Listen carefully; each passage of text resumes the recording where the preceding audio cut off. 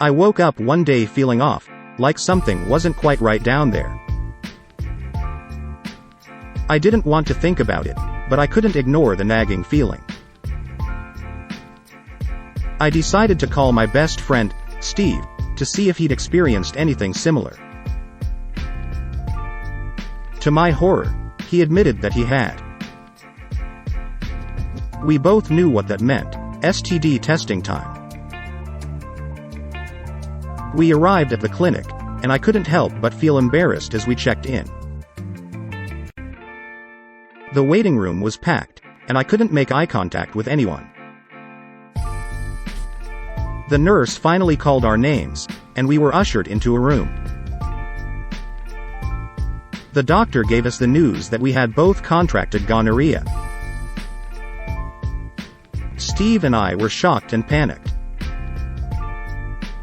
We didn't know what to do, and the doctor's advice to tell our partners didn't make things any easier. We couldn't remember everyone we'd been with, and the thought of having to break the news to them was unbearable. That's when things took a turn for the bizarre. Suddenly, a portal opened up in the exam room, and a strange man in a lab coat appeared. He introduced himself as a time-traveling doctor from the future and promised to help us cure our gonorrhea. Steve and I were skeptical, but we didn't have any other options.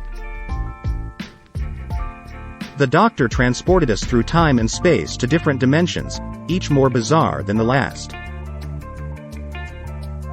We encountered aliens, dragons, and even an alternate reality where we were superheroes.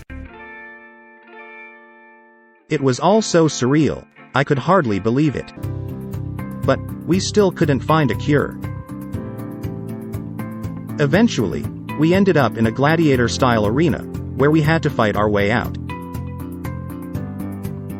It was intense, and I didn't know if we were going to make it out alive.